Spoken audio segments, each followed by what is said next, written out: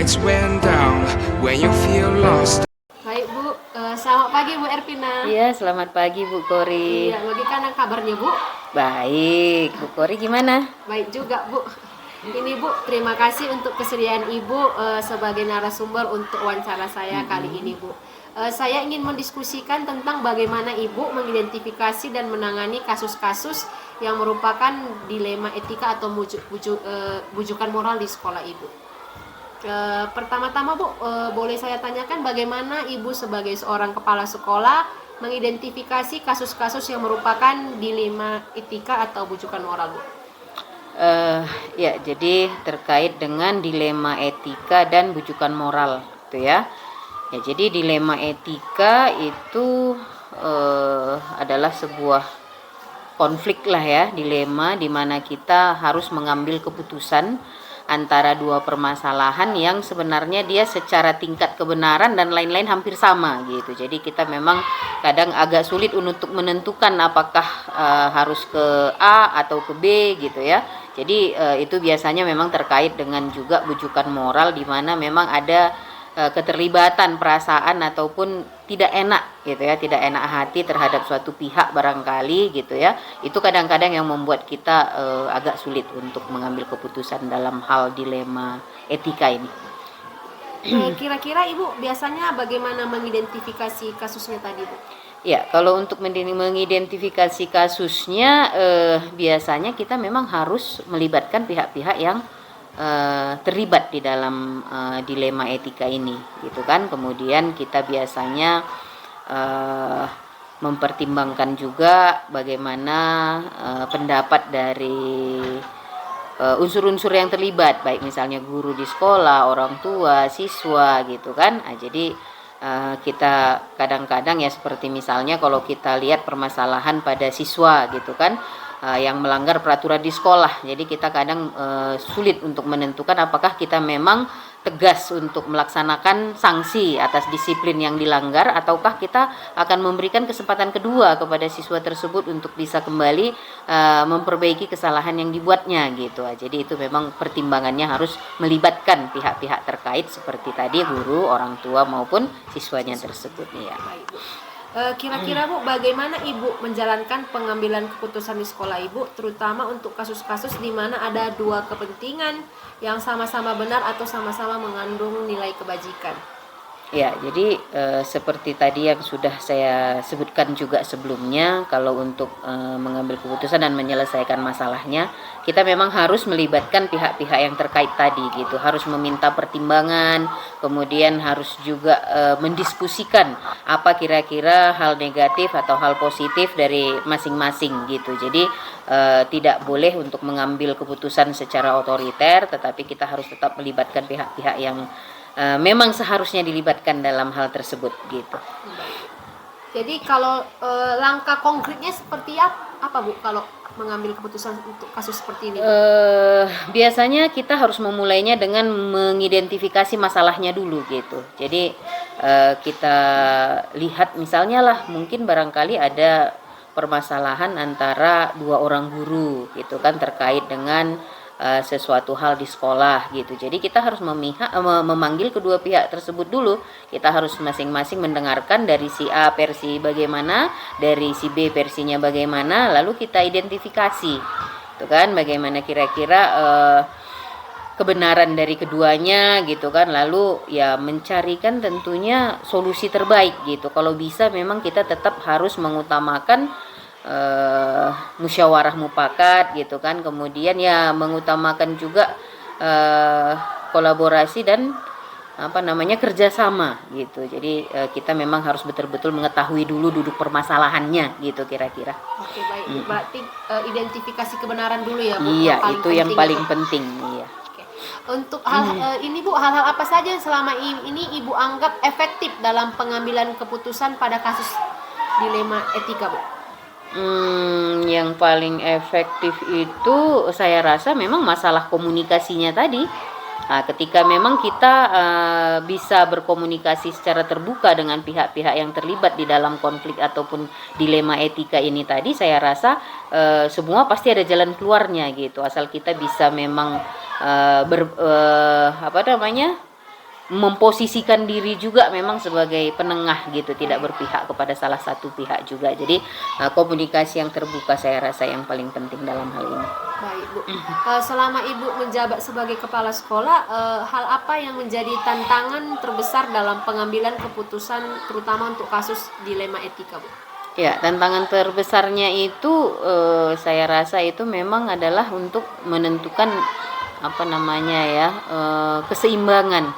keseimbangan antara mana konsep yang benar dan yang tidak gitu kan. Jadi memang ketika dilema etika ini muncul dan harus diselesaikan, ini seperti saya bilang tadi, memang kita harus benar-benar berada di tengah. Jadi mencari kebenarannya itu memang secara apalah kita bilang ya memang begitulah seharusnya kan gitu kan. Jadi ya tidak boleh berat sebelah gitu kan. Nah, jadi mungkin saya rasa itulah keseimbangan tadi sebenarnya yang paling penting di situ. Baik Bu, benar ya Bu. Jadi sepertinya tidak ada keberpihakan ya Bu. Iya. Itu yang paling penting ya Bu. Kemudian Bu, apakah Ibu memiliki sebuah jadwal tertentu dalam penyelesaian sebuah konflik kasus dilema etika? Apakah Ibu biasanya langsung menyelesaikan di tempat atau ditunda dulu, atau prosedurnya seperti apa Bu biasanya? Ya, jadi ketika misalnya ada teridentifikasi masalah dilema etika ini, maka tentunya ya kita harus menyelesaikannya secara bertahap, ya kan? Jadi yang pertama memang seperti yang kita sudah sebutkan di awal tadi, kita harus identifikasi betul masalahnya gitu. Jadi itu yang mungkin tahap yang pertama. Baru ya itulah tadi kan memanggil pihak-pihak yang terkait dengan hal tersebut. Kemudian bisa juga kita mendiskusikan dengan beberapa orang yang memang kita anggap juga punya kapabilitas yang memadai untuk menyelesaikan hal tersebut. Jadi dengan pertimbangan-pertimbangan barulah kita akan mengambil keputusan gitu. Jadi kalau menyelesaikan pada saat itu juga mungkin agak sulit ya kan, atau memang ya tergantung tingkat masalahnya juga sebenarnya. Kalau masalah ringan ya mungkin bisalah kita selesaikan pada saat itu, tetapi itu pun kita harus tetap memulainya dari hal awal tadi gitu, dari identifikasi masalahnya dulu kan, kemudian berkomunikasi dengan pihak-pihak yang terkait, kemudian meminta pertimbangan dari orang-orang yang juga mungkin memiliki kemampuan untuk memberikan kita masukan gitu. Jadi biasanya harus secara bertahap lah penyelesaiannya. Oke, baik Bu. Berarti memang kalau pengambilan keputusan yang ada dilema-dilema gini Bu harus butuh waktu ya Bu? Iya, Nggak biasanya bisa. butuh waktu. Iya, benar, Bu. Oke Bu, jadi selama ini Bu, apakah ada faktor-faktor yang dapat mempermudah atau membantu Ibu dalam mengambil keputusan terkait dilema etika? Iya, pasti ada. Seperti yang saya sebutkan tadi ya, dukungan daripada ya tim-tim yang ada barangkali. Jadi tergantung kasusnya tetap ini kan gitu kan. Apakah barangkali dilema ITK-nya terkait dengan guru, terkait dengan siswa. Jadi pastinya ada tim-tim yang memang sudah ada di sekolah yang akan membantu penyelesaian dilema etika ini. Karena seperti yang saya sampaikan tadi, pertimbangan-pertimbangan itu sangat kita butuhkan dari beberapa orang yang memang berkaitan dengan hal tersebut gitu. Baik Bu, untuk pertanyaan terakhir Bu, kira-kira Bu selama Ibu menjabat sebagai kepala sekolah tentunya banyak kasus dilema etika Bu. Kira-kira Bu bisa nggak pembelajaran apa yang bisa Ibu bagikan bagi saya mungkin atau rekan-rekan saya nanti tentang pengambilan keputusan ini Bu gitu? Ya, jadi memang dalam hal dilema etika ini adalah salah satu yang pasti akan kita hadapi.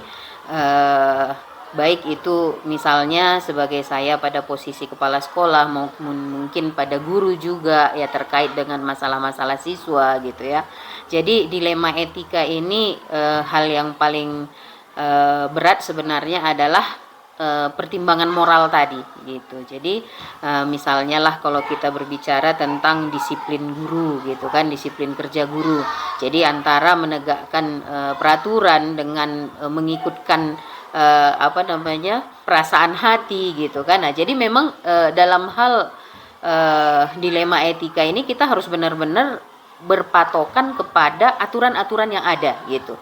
Jadi tidak boleh terlalu banyak melibatkan perasaan juga gitu. Karena ketika kita terlalu banyak melibatkan perasaan, maka mungkin peraturan tadi tidak bisa ditegakkan gitu. Jadi kalau apakah tidak boleh memakai perasaan seperti misalnya bujukan moral tadi gitu ya. Ya ada, namanya juga manusia gitu kan, tapi memang harus dalam batas-batas yang memang masih dapat bisa ditoleransi gitu. Jadi memang tidak melanggar aturan-aturan yang ada. Jadi prinsip-prinsip pertimbangan atas aturan-aturan yang ada inilah sebenarnya yang harus kita tekankan pada saat terjadi dilema etika di dalam sebuah organisasi. Itu mungkin Bu Kori. Berarti yang paling penting keseimbangan ya Bu antara aturan dan perasaan itu ya. Iya. Jadi aturan-aturan, tapi kan dasar itu tetap harus peraturan. Iya. Tidak bisa kita kesampingkan aturannya. Tidak boleh dikesampingkan aturannya. Jangan nanti jadi diutamakan perasaannya atau moralnya, beban moralnya gitu kan. Jadinya peraturannya yang kita kesampingkan gitu kan. Jadi itu harus memang betul-betul gimana ya, bijaksana dalam menyelesaikan hal tersebut. Baik Bu, sepertinya saya sudah dapat inspirasi dari Ibu sebagai kepala sekolah dalam pengambilan keputusan terutama untuk kasus dilema etika. Terima kasih Bu untuk waktu dan kesempatannya. Semoga wawancara kita kali ini Bu dapat menginspirasi bukan hanya saya tapi teman-teman yang lain. Iya, terima kasih juga Bu Kori. Mungkin ya dari yang saya sampaikan juga boleh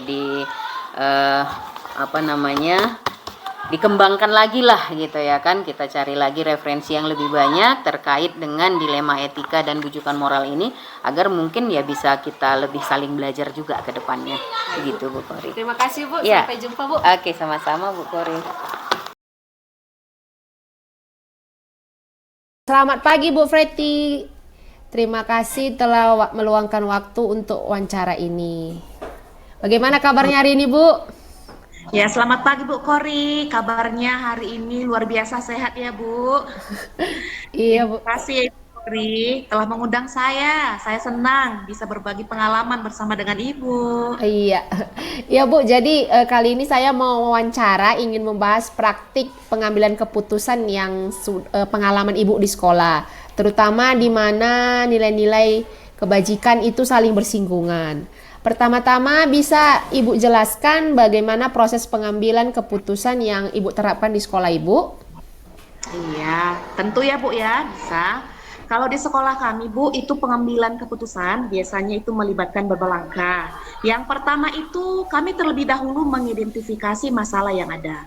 Kemudian kami mengumpulkan informasi dan masukan dari berbagai pihak. Pihaknya itu seperti guru, staf, bahkan terkadang juga kami melibatkan siswa Bu, seperti itu. Jadi kami juga mempertimbangkan nilai-nilai yang ada di sekolah itu dan bagaimana keputusan tersebut dapat berdampak kepada seluruh komunitas Bu. Iya, baik, luar biasa sekali ya Bu, langkah-langkahnya sangat jelas ya Bu. Bisa Ibu jelaskan, pernah nggak ceritakan contoh kasus di mana nilai-nilai kebajikan saling bersinggungan yang pernah Ibu alami? Ya, pasti ada Bu ya. Ada beberapa kasus gitu yang kami temukan di dalam sekolah. Salah satu contohnya adalah ketika kami harus memutuskan apakah akan memberikan sanksi kepada siswa yang melanggar aturan, tetapi dalam situasi yang sulit Bu. Siswa tersebut datang dari latar belakang yang kurang mampu, kemudian dia melanggar aturan karena alasan yang cukup mendesak. Nah, dalam kasus ini kami harus mempertimbangkan antara disiplin dan empati Bu, begitu. Kira-kira sebagai kepala sekolah bagaimana Ibu mengatasi dilema seperti itu Bu? Iya Bu ya, kami mengatasinya dengan cara mengadakan diskusi terbuka bersama dengan Dewan Guru, kemudian melakukan analisis kasus. Nah, kami mencari solusi yang bisa memberikan sanksi, tetapi juga menawarkan dukungan Bu. Misalnya nih, alih-alih memberikan hukuman yang berat, kami memberikan kesempatan untuk mengikuti program konseling atau membantu siswa tersebut dengan kebutuhan akademis dan sosialnya. Begitu Bu. Iya ya Bu, luar biasa sekali ya Bu, sangat menginspirasi saya ya Bu. Kalau setiap dilema itu pasti ada jalan keluar ya Bu. Ya benar sekali Ibu. Kira-kira Bu, apa yang menjadi landasan Ibu dalam membuat keputusan tersebut Bu? Iya, yang menjadi landasan utama kami itu Bu adalah prinsip keadilan dan kebajikan ya. Kami berusaha untuk memastikan bahwa keputusan yang diambil tidak hanya adil, tetapi juga mendukung pertumbuhan siswa. Kami itu percaya bahwa pendidikan bukan hanya tentang disiplin Bu, tetapi juga tentang bagaimana kita seorang guru untuk membangun karakter seorang siswa tersebut dan memberikan kesempatan kepada siswa untuk memperbaiki kesalahannya. Di mana kita tahu Bu, setiap manusia itu tidak pernah luput dari kesalahan, seperti itu. Iya ya Bu, benar sekali ya Bu. Setiap manusia tidak luput dari kesalahan ya Bu. Ada baiknya memang kita berikan kesempatan kedua ya Bu. Iya Bu. Dalam proses pengambilan keputusan, apakah Ibu pernah melibatkan siswa? Jika iya, bagaimana caranya Bu? Iya, kami sangat terbuka Bu untuk melibatkan siswa di dalam mengambil keputusan. Kami juga memiliki forum siswa di mana mereka dapat menyampaikan ide ataupun aspirasi bahkan pendapat mereka Bu. Jadi ini sangat penting. Mengapa?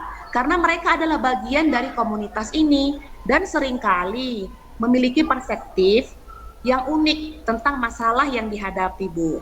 Iya benar ya Bu. Pada praktik baiknya memang kita perlu juga memang pemikiran siswa ya Bu, karena mereka yang sebagai subjek pendidikan kita ya kan Bu. Menurut Iya. Ibu, apa tantangan terbesar dalam pengambilan keputusan etis di sekolah Bu?